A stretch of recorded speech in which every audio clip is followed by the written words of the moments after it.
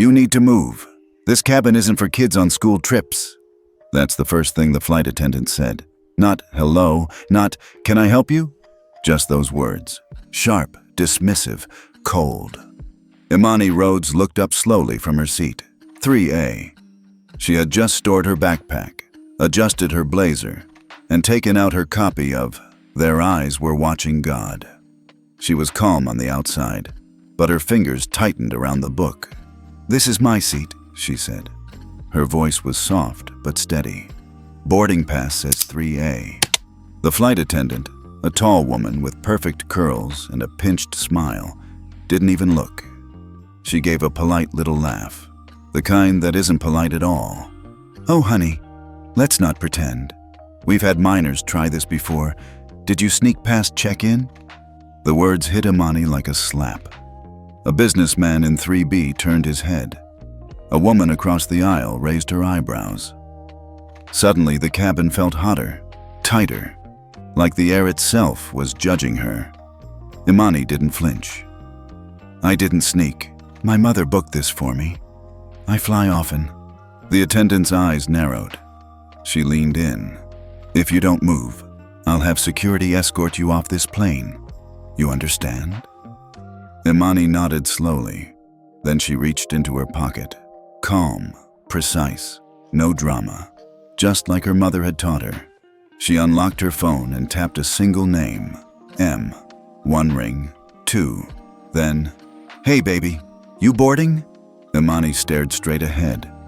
Her voice didn't shake, but her heart did. Mom, it's happening again. That was all she said. That was all it took, because her mother wasn't just Mom.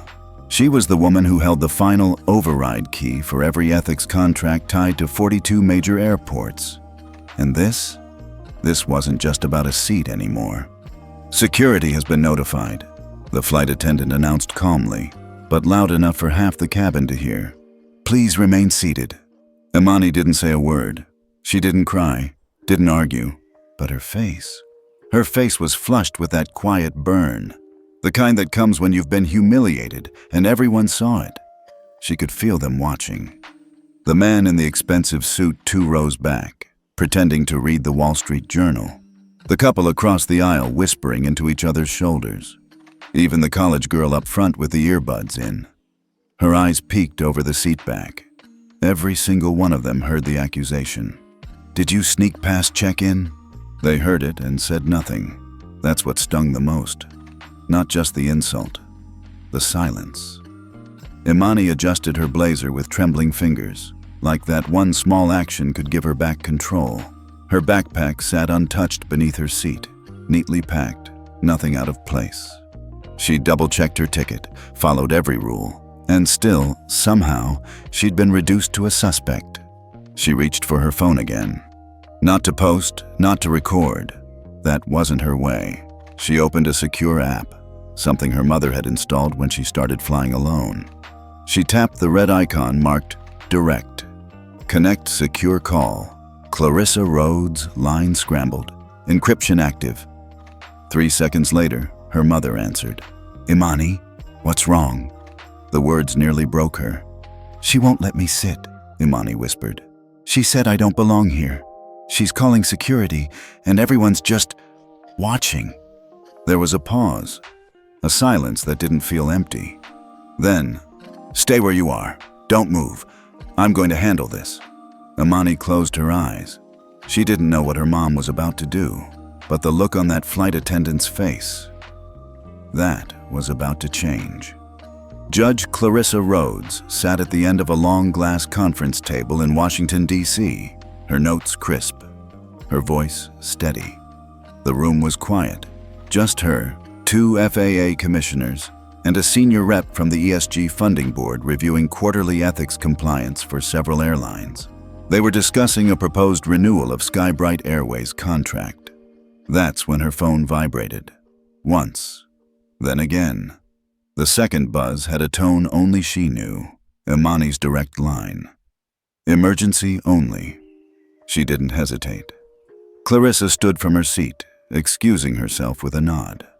She left the room, walked past 2 interns and a security desk, and stepped into her private suite. Door closed, secure line. She answered. "Imani?" Her daughter's voice was tight, shaken but holding back tears. "She won't let me sit in my seat. She thinks I snuck in. She's calling security. I didn't do anything wrong, Mom." Clarissa didn't respond immediately. Her hand reached for the monitor on her desk, and with a single swipe, she opened the EthosCore console, an internal dashboard used to monitor and rank airline ethics scores across 42 federal airports and 7 ESG-aligned investment groups. SkyBright was currently under provisional review, awaiting final clearance on a $230 million tranche tied to their domestic expansion proposal. And now their lead flight attendant was humiliating a 15-year-old passenger who happened to be her daughter?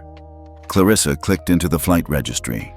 Flight SB-214, JFK to CDG. Departure scheduled for 9:42 a.m. Business cabin full. "Stay seated," she told Imani. "Say nothing. Give them nothing. Do you hear me?" "I hear you," Imani said, barely above a whisper. Clarissa ended the call. No panic, no outrage. She simply reached for a biometric scanner, placed her hand on the surface, and activated her override clearance. A blinking prompt appeared. "Flag Tier 1 incident for immediate red review?" She didn't blink. She pressed yes. SkyBright just made the wrong kind of history. The intercom buzzed. "Captain Mason, please report to the gate immediately. This is a priority message. Repeat, Captain Mason, gate immediately." The tone was wrong. Urgent, not routine. Captain Mason paused mid-conversation with his co-pilot. He frowned, muttered something under his breath, and stood up stiffly. The passengers in business class barely looked up. Most were still half distracted, mid-email or flipping through in-flight menus. But the flight attendant, Marla, the one who had just accused Imani of sneaking in? She froze. She turned, looked down the aisle toward the front of the plane.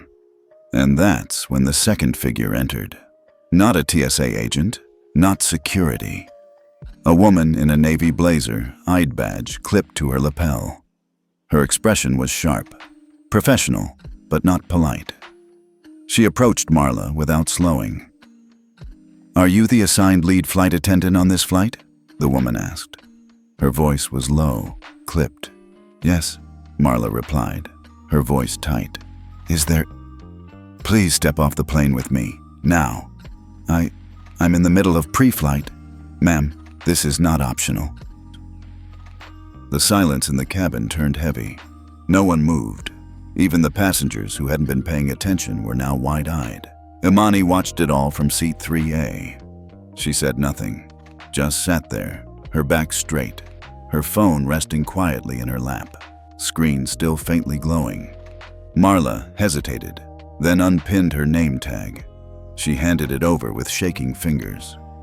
A man a few rows back let out a quiet, "Whoa."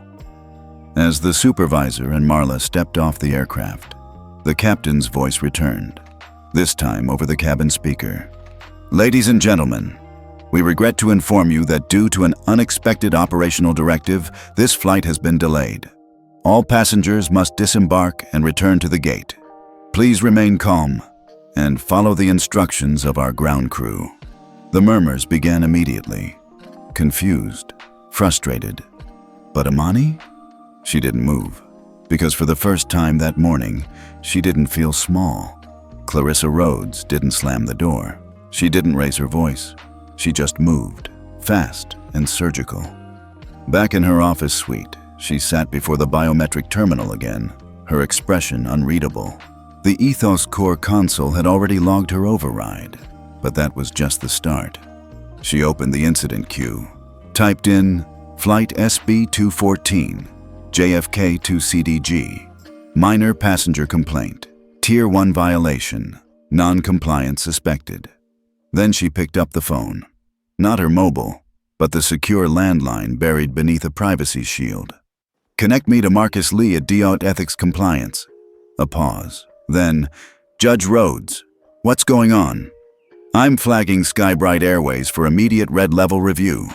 One of their crew humiliated a minor passenger, on record. No internal mediation, no soft close, full exposure. There was silence on the other end. Then a quiet, understood. Within 10 minutes, the consequences began to roll. EthosCore's red flag protocol triggered automated alerts to 7 ESG-aligned financial partners, all pending tranches. A combined $670 million in unsecured operating credit were immediately frozen. 3 major international airports, Seattle, Atlanta, and Denver, received compliance downgrades for SkyBright and temporarily paused gate access for review. Inside SkyBright's headquarters, a notification appeared on the executive dashboard. Tier 1 ethics violation detected. Status: non-compliant. Immediate action required. Emails started pinging. Legal scrambled. PR scrambled harder. Meanwhile, Clarissa calmly forwarded a second alert to the FAA. Recommendation: emergency suspension of SkyBright's fly-safe eligibility pending board inquiry. It was clean, quiet, deadly. Clarissa leaned back in her chair, removed her glasses, and stared at the ceiling. She hated using the override. It wasn't designed for revenge, but this wasn't about revenge. This was about what happens when power is abused at 35,000 feet. And a girl who followed every rule is still told, "You don't belong." This wasn't just a flight delay anymore. It was the beginning of a freefall. At precisely 10:03 a.m., the dashboard inside SkyBright Airways Executive Control Center turned red. A single word flashed on screen, bold and blinking: non-compliant. The ethics score had plummeted to a critical threshold. Tier 1 red flag confirmed. 10 minutes later, emails from the ESG funding networks flooded in. Suspension of all active tranches. Total hold: $670 million. At 10:27 a.m., Denver International suspended all inbound gate assignments for SkyBright aircraft. Atlanta followed, then Seattle, each citing temporary compliance review. It spread like fire. News hadn't broken publicly yet, but inside SkyBright HQ, panic cracked the surface. Phones rang off the hook. Strategy officers scrambled. Legal counsel started reviewing every ethics incident report from the past 90 days. No one could figure out what triggered it. Then, the CEO got the internal alert. Incident origin: Flight SB-214, JFK to CDG, business cabin. The details were scarce. Just a notation. Minor passenger, allegation of discrimination, video review pending. That's when the sweating began. Across the city, in a high-rise office overlooking the Capitol, Clarissa Rhodes stood at the floor-to-ceiling windows of the EthosCore headquarters. She watched the clouds pass slowly over D.C., her phone still silent. She hadn't called anyone else. No press, no threats, no need. The system was built to speak for itself, and today it was doing exactly what it was designed to do. Behind her, a senior advisor stepped in. "Judge Rhodes, we've confirmed 3 other ESG partners are initiating internal audits. If SkyBright doesn't resolve this in 48 hours, they may trigger Clause 7. Clause 7. Funding withdrawal, public ethics downgrade, total industry isolation." Clarissa turned only slightly. Let them trigger it. Back at JFK, the terminal was buzzing. Passengers from SB-214 were lined up near the gate, frustrated, scrolling their phones, calling assistants, rearranging meetings. Inside the private lounge, Imani sat curled in a wide leather chair, knees tucked up, fingers still clenched around her phone. She hadn't said much since getting off the plane. She hadn't needed to. A staffer brought her water. Another offered to rebook her on a more comfortable airline. She nodded politely, said thank you, but her mind was elsewhere. What just happened felt big, and it didn't feel good. She didn't want someone to lose their job. She didn't want a flight canceled. She just wanted to sit in her seat like everyone else, without being questioned, without being humiliated. Back at SkyBright HQ, the CEO finally called a crisis meeting. Every exec, every board member, every legal advisor logged in. There was only one agenda item: what just hit us? And buried inside the folder marked SB 214, someone finally found it. Buried in the passenger manifest. Name: Imani Rhodes. Seat 3A.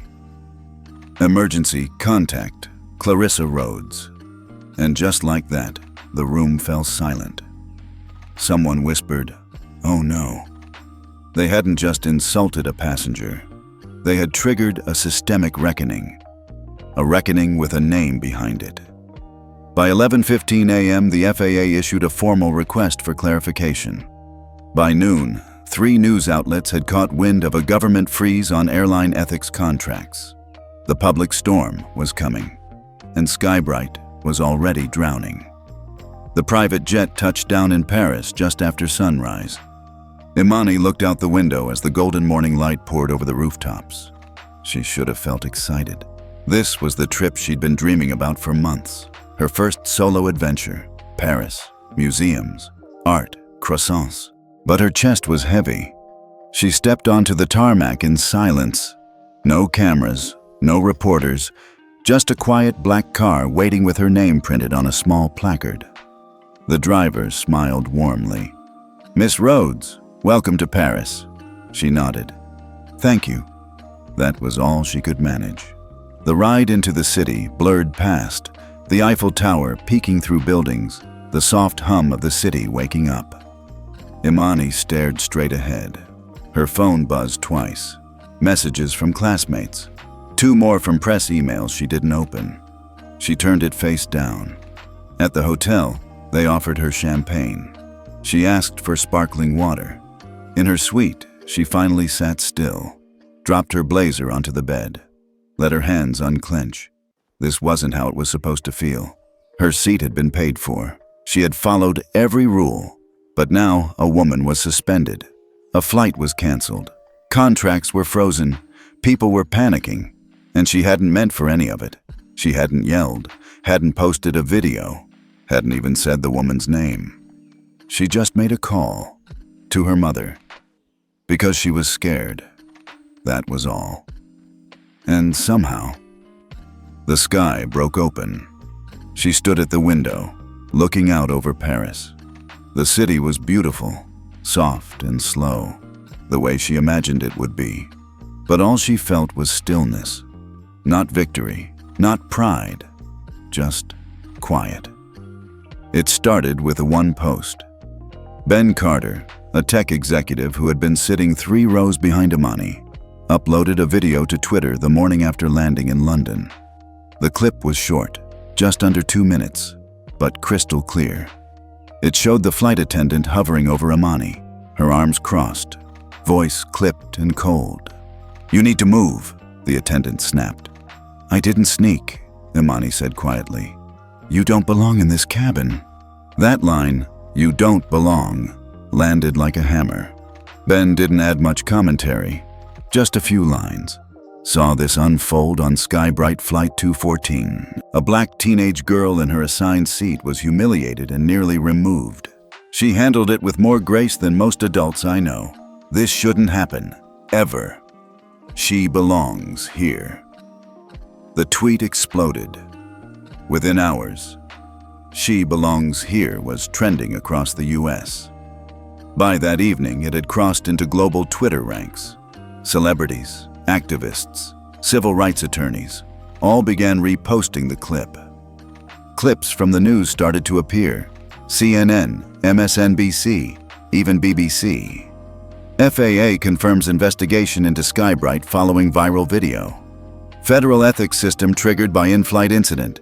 Is this the future of accountability? Teen girl's silent response sparks national reckoning. Imani's name wasn't in the video, but the details were enough.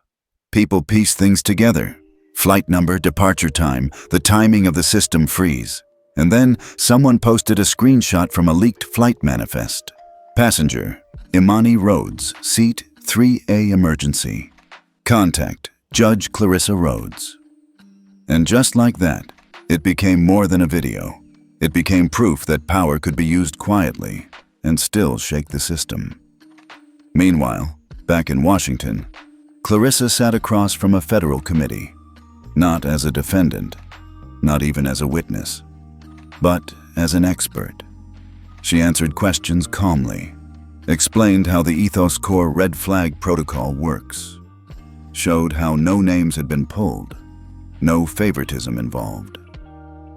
The system flagged the behavior, not the passenger, not the crew member, just the behavior.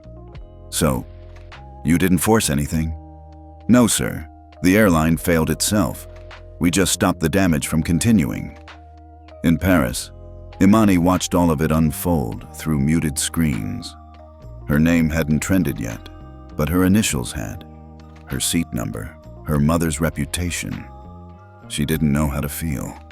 The woman from the plane, Marla, was reportedly suspended indefinitely. SkyBright issued a public apology, calling it a regrettable lapse in service. But the internet wasn't interested in apologies. They wanted policy, change, consequences. That night, FAA issued a temporary moratorium on fly-safe funding approvals for all airlines pending ethics reevaluation. It wasn't just SkyBright under review now. It was every airline in the fly-safe system. In just 36 hours, a single moment, a teenage girl, a seat she paid for, a flight attendant too blind to see beyond a stereotype, had created a ripple effect across federal aviation. No riots, no protests, just a hashtag, and a girl who refused to move. 3 days after the video went viral, the Federal Aviation Administration held a rare joint press conference. The room was packed. Reporters from every major network lined the walls. Cameras pointed straight at the podium. A large banner behind read, "Flight Ethics and Equity Update, FAA and SkyBright Airlines." Clarissa Rhodes was not in attendance. She had declined, stating in a single-line statement, "Ethics is not for show, it's for systems." But the SkyBright CEO, Charles Langford, stood front and center. His face was pale, his voice low. "We failed. There's no excuse. The actions of our crew on Flight 214 were unacceptable. We acknowledge the harm done, not only to the young woman involved, but to every passenger who has ever felt unseen, unheard, or unwelcome aboard our flights." He paused. "SkyBright will undergo a full compliance audit with EthosCore. We will retrain all frontline staff, and we will release, in full transparency, our ethics score and incident history for the past 3 years, effective immediately." Gasps rippled through the room. No airline had ever voluntarily opened its internal files. Then the FAA spokesperson took the mic. "Effective this week, all federally certified airlines will be subject to real-time ethics monitoring. This system, designed by Judge Clarissa Rhodes, will be implemented industry-wide under the temporary charter now called..." She turned to the screen. A name appeared. The Imani Protocol. A long pause followed. Someone asked, "Has the family responded?" The FAA official shook her head. "They haven't made any public statement, and we respect that." In a quiet corner suite in Paris, Imani sat with her laptop open, watching the press conference in silence. She sipped her tea. Her mother sat across the table, also quiet. "They used your name," Clarissa finally said. "I didn't ask them to," Imani replied. Clarissa gave a faint smile. "I know. That's why it carries weight." Imani hadn't posted a word. She hadn't retweeted, hadn't followed any hashtags. The world was speaking for her, but she hadn't given it permission. She didn't need to. Her silence had become the loudest voice in the room. Online support for Imani swelled. Not because she was angry, not because she made demands, but because she didn't. This girl didn't scream. She didn't protest. She just held her ground, and the system moved for her. Tasha writes, civil rights lawyer, we've seen rage. But grace, that's what changes systems. At Pastor Reed, ATL. And then came the headlines. The quiet revolution at 35,000 feet. She said nothing, and the industry listened. #SheBelongsHere, now So do we all. Imani looked out her hotel window again. The city of Paris glittered beneath a cool dusk. She could hear the world buzzing behind her, but she wasn't in a hurry to respond. She had already said everything, just by staying in her seat. And now, finally, the rest of the world was standing up. 2 weeks after the incident, the final report from the Federal Ethics Oversight Council dropped. 39 pages, sealed, then released to the public by order of the Department of Transportation. Conclusion: the flight attendant, identified as Marla D. Whitmore, exhibited behavior in direct violation of FAA Passenger Rights Code 4B and the Civil Transport Ethics Mandate. Effective immediately, she is permanently barred from serving in any U.S. airline, commercial or private. It was rare, almost unheard of, a lifetime ban. And it didn't stop there. SkyBright Airlines was fined $11.2 million for failing to respond appropriately during and after the incident. They were forced to sign the newly adopted Passenger Ethics Charter, a 48-page document co-written by Clarissa Rhodes, now quietly referred to in industry circles as the quiet judge with the nuclear switch. The charter included new federal mandates, independent ethics monitors on all international flights, a no eviction without review clause, mandatory racial bias training for all crew. The document became law within 10 days. Imani watched it all unfold from the back seat of a car leaving Paris. She didn't post a single word, no selfies, no interviews, no viral statement. Just a soft goodbye to the city out the tinted window. Across the ocean, in D.C., Clarissa stood before a congressional committee for one final statement. We didn't start this to make headlines. We started this to make sure no child, of any race, any background, ever feels like they have to earn the right to dignity at 35,000 feet. And that was all she said. A week later, SkyBright's CEO was replaced. 3 executives resigned. Investor calls were canceled. ESG scores remained frozen. And yet, there was calm. Not because people forgot, but because something had shifted. One photo did go viral. A journalist snapped it from across a private airstrip in Geneva. Imani, wearing headphones, walking toward a jet, her mother beside her. No bodyguards, no press, just a teenage girl in a hoodie, carrying a sketchbook. Captioned simply, "She didn't scream, she didn't threaten, she just sat down, and the world stood up."